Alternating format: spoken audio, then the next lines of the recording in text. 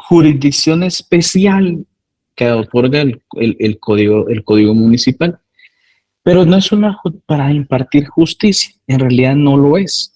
Es para ser un ente mediador o conciliador. ¿Qué sucede? En realidad, el juez de asuntos municipales, vamos a hablar de esto. Por ejemplo, damos la diferencia. Los jueces de paz, jueces de primera instancia, magistrados de sala de apelaciones, magistrados de la Corte Suprema de Justicia, en realidad siguen un proceso, ¿verdad? Para integrar estos juzgados. Jueces de paz, jueces de primera instancia, por ejemplo, son cargos por oposición, siguen un proceso de oposición para integrarlo. Magistrados de la Corte Suprema de Justicia, magistrados de apelaciones, en este caso sus procesos por medio de comisiones de postulación. Entonces, vamos a esto. Hay una serie de pasos o etapas que cumplen para que obtengan ese puesto, esa judicatura. El juez de asuntos municipales, ¿verdad? Soy bien sincero, más parece un cargo de confianza. ¿Por qué? Porque en ningún momento yo he buscado y rebuscado donde aparezcan, por ejemplo, procesos para integrar un juzgado de asuntos municipales. Es decir, por ejemplo, que haya una serie de exámenes y que en este caso sea un proceso que lleve como final la obtención de la plaza, por ejemplo. En realidad no. La mayoría de jueces, jueces de asuntos municipales, la verdad es que han sido, ¿verdad? En este caso, colocados en esos puestos por cercanía con el alcalde electo o, en este caso, han integrado el grupo o el partido político, ¿verdad? Ahorita voy, Ángel. El partido político que en este caso postuló a la planilla municipal y que obtuvo la mayoría, ¿verdad? Entonces, generalmente casi se vuelven puestos de confianza. Les soy bien sincero. Eh, todos los años lo pregunto, ¿verdad? Si alguien trabaja en una municipalidad que me pueda apoyar, ¿verdad? En este caso, y he visto que hay un proceso de selección de un candidato con un perfil a un juzgado municipal y realmente no lo hay. Son puestos de confianza. Ahora bien, vamos a esto. Los jueces de paz, jueces de primera instancia, magistrados de salas de apelaciones, magistrados de la Corte Suprema de Justicia, el perfil en este caso necesario requerido es que sean abogados y notarios, ¿verdad? Licenciados en ciencias jurídicas y sociales, abogados y notarios. Jueces de paz, por ejemplo, jueces de primera instancia que hayan cumplido por lo menos un plazo de 10 años mínimo como jueces de paz o 10 años como abogados y notarios, ¿verdad? Y posteriormente de sala de apelaciones, magistrados de sala de apelaciones o magistrados de la Corte Suprema de Justicia, el mismo plazo que hayan cumplido por lo menos 10 años de abogados o 10 años como jueces de paz, jueces de primera instancia para optar a ese cargo, ¿verdad? Ya existen algunos requisitos. Por ejemplo, para el juez de asuntos municipales, según algunas municipalidades, generalmente el requisito que colocan es que sea abogado y notario, ¿verdad? En algunas otras, en el interior de la República, el requisito mínimo es que tenga cierre de penso, ¿verdad? Pero casi que la parte general, en este caso, para ser juez de asuntos municipales, que sea abogado y notario. Eh, vamos a esto. Dependiendo el tamaño de territorio con el cual tiene en este caso competencia la municipalidad, puede ser que haya un juzgado de asuntos municipales administrativos, otro juzgado de asuntos municipales de tránsito, ¿verdad? Eh, puede ser que hayan dos, ¿no? Algunas otras, como la Municipalidad de Guatemala, por ejemplo, tiene 3 juzgados municipales, uno de tránsito, 2 administrativos. Pero la mayoría, soy bien sincero, la mayoría solo tiene un juzgado de asuntos municipales, el que ve trámites administrativos y el que ve en este caso aspectos, en este caso de hechos de tránsito. Esa es casi que la regla general, ¿verdad? ¿Qué sucede? Eh, Partiendo de la idea básica de la jurisdicción y la capacidad de impartir justicia, una de los principios fundamentales es la imparcialidad. Es decir, que en este caso va a analizar el caso, el propuesto ante su judicatura, y conforme el conocimiento de derecho, los elementos de prueba presentados, va a emitir su veredicto, ¿verdad? Amparado en la ley, sin ver en este caso, y por eso es que, por ejemplo, ven ustedes a la dama de la justicia que tiene un pañuelo que está tapando la vista, ¿verdad? Porque es imparcial, ¿verdad? No ve condición física, no ve condición económica, no ve condición política, etcétera, ¿verdad? Entonces, simple y sencillamente analiza lo propuesto y emite un pronunciamiento en relación al derecho, ¿verdad? Idealmente eso sucede con los jueces de paz, primera instancia, etcétera, ¿verdad? Con el juez de asuntos municipales, en realidad, según mi experiencia, están muy parcializados ante las resoluciones municipales. Y partiendo de la idea básica que en este caso, al fin de cuentas, es un puesto de confianza, un puesto que en la municipalidad, en este sentido, se colocó para defensa de los derechos municipales en gran medida, ¿verdad? No hay una imparcialidad como tal, ¿verdad? Soy bien sincero. Entonces, eh, ¿qué es lo que realizan? Pues es entendido que jurisdicción como tal, para obligar a la persona, es que esta es la diferencia, obligar a los sujetos al cumplimiento, ¿verdad?, de las disposiciones municipales no tienen. Lo que puede suceder es que en este caso les coloquen que sí tienen ese sentido apegado al Código Municipal, la capacidad de imponer sanciones administrativas, ¿verdad? Y la capacidad, por ejemplo, de cierres provisionales en ese sentido, cuando se infrinja el Código Municipal. Por ejemplo, una construcción donde no se ha solicitado la licencia municipal de construcción, puede en este caso hacer se puede tener la obra provisionalmente. Eh, un negocio abierto al público que en este caso no cumpla los arbitrios municipales o las disposiciones municipales sobre determinados aspectos de respeto a la vía pública, a la salud, etcétera, podría solicitarse en ese sentido pues el cierre provisional mientras regulan su situación.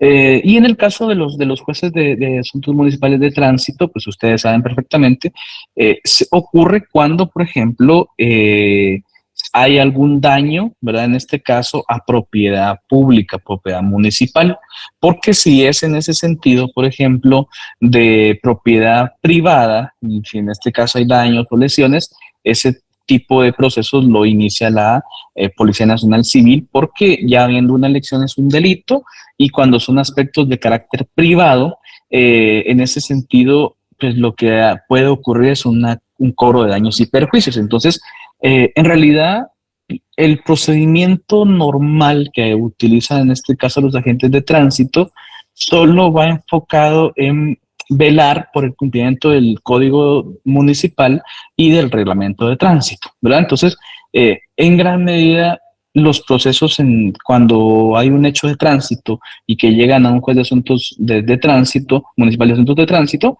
es porque ha habido un daño a la propiedad municipal, por ejemplo, ¿verdad? Entonces, eh, vamos a esto. En realidad, sobre el golpe como tal, o sea, el daño que han sufrido los vehículos, si no se ponen de acuerdo, el juez no puede emitir, en asuntos municipales, el juez no puede emitir una sentencia, una resolución que obliga a uno o a otro a pagar. Lo que ocurre es que, al fin de cuentas, es un órgano de conciliación. Intenta conciliar. Cuando no hay conciliación, lo envía, dependiendo el monto, dependiendo la cuantía, con juez de primera instancia o juez de paz, por ejemplo. Entonces, lo único que en ese sentido, cuando hay daños a la propiedad municipal, lo que se encarga es que el Código Municipal se lo permite, y el reglamento de tránsito también, retener los documentos de identificación tanto del vehículo como del conductor, mientras sean responsables de los daños ocasionados a la vía pública, a la propiedad municipal, a la propiedad pública.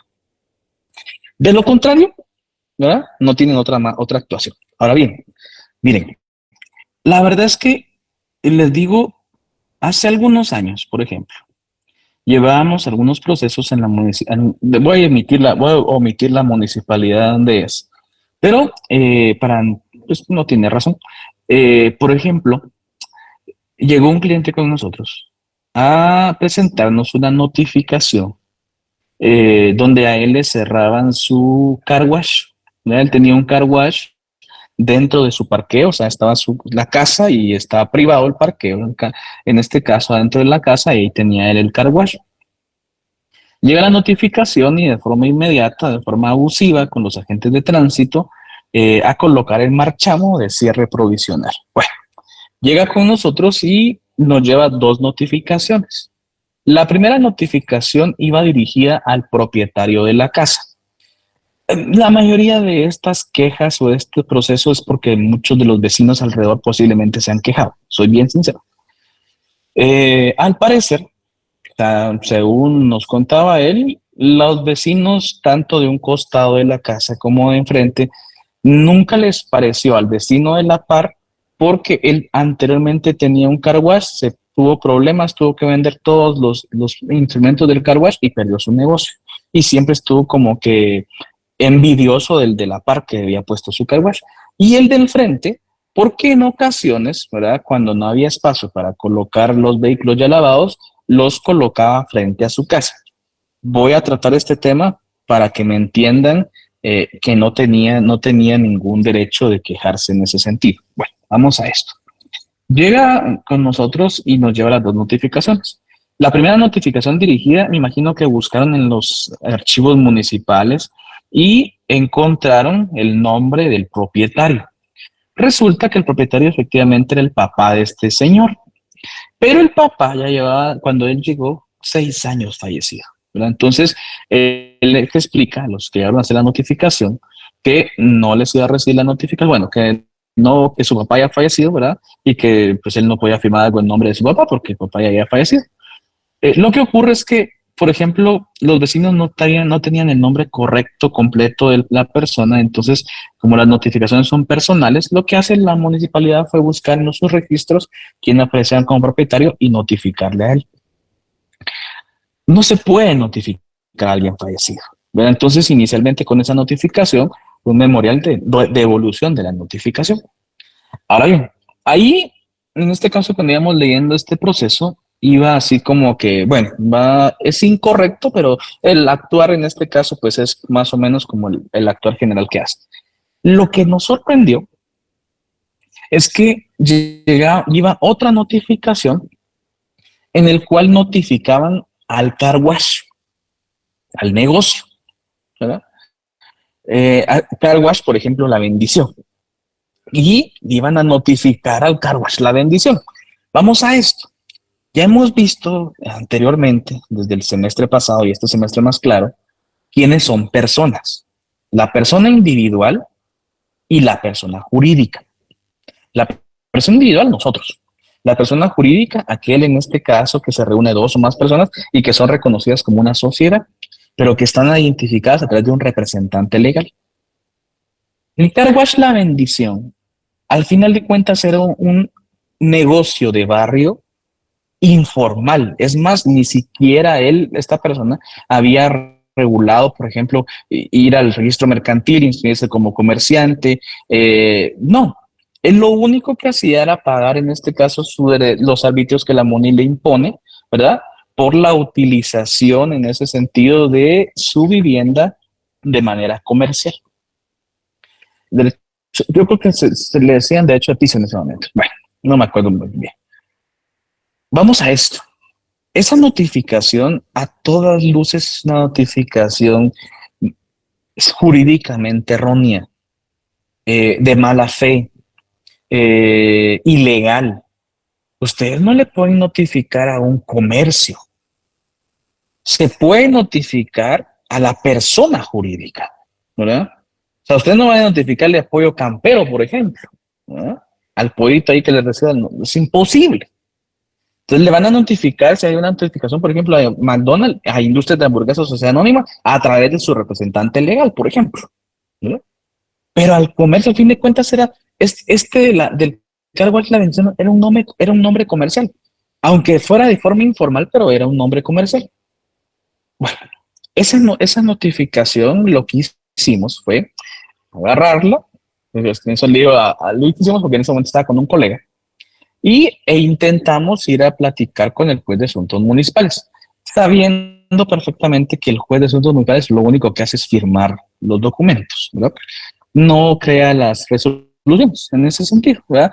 Hay personas, muchos estudiantes de derecho con pensión cerrado que crean las resoluciones y el juez solo las firma.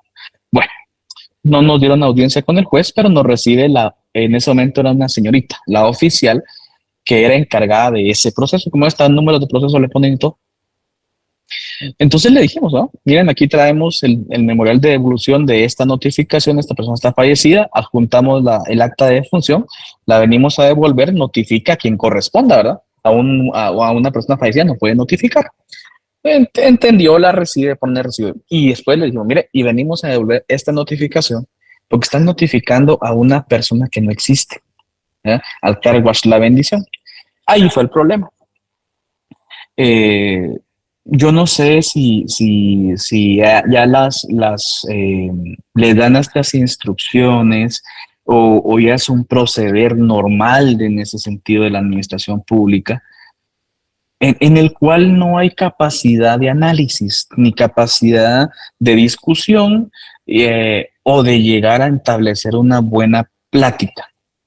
Simple y sencillamente, no, mire, esa no se la acepto, ya está notificado el taller. Cuando, miren, de verdad, cuando cada vez que yo lo escuchaba, decía, ya está notificado el taller, ya está notificado el car wash, eh, ya, no, o sea, ya está notificado. Pero mire, y le expliqué, ¿verdad? O sea, como que yo estaba dando la clase de introducción al derecho 2, quiénes son personas, y le explicaba. Sí, pero ya el car wash está notificado. Bah, miren, y ya nos dimos cuenta con mi colega en ese momento que era imposible, ¿verdad? En este caso, hacer entender a la persona, ¿verdad? Y lo que hicimos en ese sentido fue llevarnos la notificación y mejor poner en este sentido un amparo, ¿verdad? El juzgado, constituido como tribunal de amparo, dio como válido todos los argumentos y ordena la apertura del negocio. Eh, Siguieron intentando notificarle, no sé por cuánto tiempo más. Estuvimos con ese cliente como un año después y llevaba como 6 notificaciones. Y mire, devuélvalas, ¿verdad? No las reciba. Se las quieren tirar ahí, se las tiren. Si le vuelven a intentar cerrar el taller, nos llama, ¿verdad? Miren, hace como unos 3 años, tal vez habré pasado por ahí. Él sí, y me sigo con el taller, con el car wash. Pasé por donde estaba el señor y sigue con su car wash, ¿verdad? Lo que sucede es que tal vez si hubieran conocido el nombre, porque al fin de cuentas, si esto era regulado en ese sentido, el car wash, hubieran conocido el nombre, tal vez hubiera podido hacer algo con la municipalidad, pero con la actitud, con las formas en las cuales de notificar, realmente no se podía, ¿verdad? El amparo iba encaminado en que no pueden, en este caso, vedarle el derecho laboral. Sí, en ese sentido, pues los argumentos son ilegales. Uno de ellos es que no se puede notificar a un comercio. Pues es irracional. Bueno, al inicio les mencionaba que, según nos dijo el señor, el vecino de enfrente se quejaba de que le dejaban los carros enfrente y que será su parqueo. Vamos a esto. Vean, jóvenes, este es uno de los errores más comunes que hay en muchos de los ciudadanos guatemaltecos, ¿verdad? Me incluyo porque yo también tenía esa percepción de que el frente de mi casa es mi parqueo, ¿verdad? Eso es una falacia. Cuando hay, en este caso, colonias y todas las calles son públicas o municipales, simple y sencillamente no puedo agenciarme de un derecho público para que se vuelva un derecho privado. La parte de enfrente de mi casa es calle pública y puede parquearse quien se le dé la gana, ¿verdad? Siempre y cuando no infrinja el reglamento de tránsito de un carro abandonado, por ejemplo, más de 48 horas en el mismo lugar. ¿Y qué sucede? Entonces, en forma sencilla, lo que ocurría es que dejaban ese vehículo, ¿verdad? O dejaban algunos vehículos por 15 minutos, media hora. Pero el señor de enfrente no había construido un parqueo porque no tenía la forma, o sea, su casa no daba la forma ni el espacio para construir un parqueo. Entonces, él tenía solo la calle y ahí le dejaban los carros. Eso no, o sea, si los carros se movían en 15, 1 hora, 2 horas, 10 horas, no hay inconveniente, ¿verdad? Es más, eso de poner conos, botes de pintura, de agua, eso es ilegal. Eso no se permite, ¿no? Entonces, vamos a esto. Otro de los argumentos de la denuncia ciudadana que se hizo era que se está violentando el derecho de locomoción. Eso, miren, como lo escuchan y se escucha bonito, coloquémosle la denuncia, ¿no? Ni siquiera entendía que era el derecho de locomoción, imagino el vecino, pero le gustó que se colocara, coloquémoslo. Miren, en este caso, él no tenía un parqueo privado. O sea, no tenía acceso privado a un parqueo. Porque cuando hay acceso a la calle, a su casa, a un parqueo privado, ahí sí tiene que respetarse ese espacio para ingresar. Porque le está dando el derecho de ingreso. Ahí sí. Pero él no tenía ni parqueo, tenía. ¿Ya? Pero como se escuchaba bonito, imagino yo, se leía bonito en la demanda, pues ahí en la denuncia ciudadana ahí lo coloco. ¿Verdad? Miren, le digo, posiblemente en este caso, muchos de estos sucesos hayan una infinidad en nuestras colonias. Infinidad. Peleas con los vecinos de la par, de enfrente, porque por envidias o por inconformidades que tienen toda la razón, ¿verdad? Porque así también, como defendimos hemos ido en contra de otros talleres, por ejemplo, talleres mecánicos, esos miren, de verdad quiere y ganas, en serio, ¿verdad? Pero estos son más fáciles, lo estoy viendo porque en este caso el proceder es con la municipalidad para intentar cerrarlos. Y si hay un acuerdo municipal de que la colonia está creada para viviendas familiares, no para comercios, fácil. En este caso les ponen cierres provisionales. Después que se defienda, ¿verdad? Porque en este caso ha sucedido. Pero vamos a esto. Vamos a esto. Ahorita voy con las personas que tienen las manos. Entonces, no levantar. Insisto en este punto, ¿verdad? Eh, el juez de asuntos municipales intentó, ¿verdad? De una u otra forma, crear resoluciones que daban la impresión, ¿verdad?, de tener esa capacidad de impartir justicia. La verdad es que no. Lo que hubieran podido hacer los vecinos, y si en este caso los hubieran parado, ¿no? Me está violentando mi derecho de propiedad privada, etcétera, lo que quiera, ¿no? Pero el juez de comunicación simplemente no pudo, no pudo. Voy a esto. En este sentido, algunos tratadistas han creado en ese sentido una similitud del juez de asuntos municipales como un juez de paz. La diferencia es que el juez de paz sí tiene la capacidad de impartir justicia. El juez de asuntos municipales únicamente es un juez conciliador, ¿verdad? Un ente conciliador. Para mí no es un juez, soy bien sincero, ¿verdad? La palabra de juez tiene más enfoque jurisdiccional, ¿verdad? Solo voy a responder a estas dos personas que me levanten porque me falta todavía la palabra, la definición de competencia. Antes Jason y luego Yulisa. Jason, le escucho. ¿Ya no? Licenciado, sí, me contestó con el ingreso cuando tienen parqueo. Gracias. Ok, perfecto. Yulisa, muy buena noche. Buenas noches, licenciado. Yo con una consulta, no sé Sí. si tiene que ver con el tema, Con pero todos. fíjese que, según tengo entendido yo, los portones en cuadras están prohibidos, no sé si estoy mal.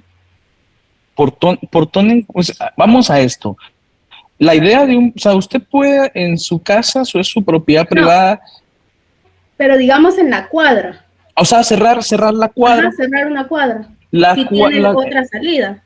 Ok, vamos a esto. En este caso, si la cuadra, voy a esto, si la cuadra se constituyó como ese espacio o derecho municipal, solo con una resolución municipal se puede dar el cierre del mismo, que es lo que ha sucedido, por ejemplo, con colonias que ahora tienen portón, porque según el acuerdo municipal en junta, en este caso de consejo municipal, les ha permitido, ¿verdad?, por motivos de seguridad, cerrarlo, ¿verdad? De lo contrario, de una forma directa, violaría el derecho ahí sí de locomoción de las personas, ¿verdad? Generalmente se cierran cuadras cuando hay un acuerdo entre los vecinos y hay una aprobación municipal, ¿verdad? De lo contrario no se puede hacer. Y les decía, y gracias, dígame. Le iba a comentar, en el colegio donde estudian mis niños hay portón de ambos lados. Entonces a nosotros no nos dejan entrar a menos de que esté un profesor abriendo la puerta. ¿Pero es una calle municipal o es privada? No, es municipal, es una, digamos, antes era colonia, pero de ahí hasta la garita desapareció. Sí, te entiendo. Habría que ver si el colegio, por ejemplo, de forma privada también se puede hacer. El colegio posiblemente hizo esa solicitud en este caso y le autorizaron el cierre por seguridad de los niños, posiblemente, ¿no? Posiblemente. Insisto, debería quedar el caso muy propio. Pero con la pregunta que usted me hace, voy a esto, que con el caso de este tema más que todo. Lo que sucede es que es muy distinto, jóvenes, cuando, por ejemplo, las colonias, perdón, los residenciales desde su creación se crean en este caso bajo una finca privada. Los residenciales, las torres de edificios, generalmente en la parte de enfrente tienen la capacidad de colocar sus carros. Es parqueo. ¿Por qué? Porque esas son constituidas como áreas comunes entre todos los vecinos. Ahí sí es mi calle privada, ¿verdad? ¿Por qué? Porque no es municipal. Tal vez el acceso al residencial posiblemente sea municipal, o sea privado. Si es privado, todavía menos derecho de la municipalidad de intentar hacer algo. Pero, o sea, por ejemplo, aquellas en los edificios, aquellas áreas comunes, en los condominios, aquellas áreas comunes, y generalmente enfrente en las casas, son en este sentido, ahí sí, derecho privado. Ahí sí puedo parquearme, pues. Muy distinto en las colonias, ¿no? Muy distinto en las colonias. Por ejemplo, donde yo vivía, para cerrar ese punto, yo vivía en una calle principal que a unas cuantas casas están, en este caso, callejones.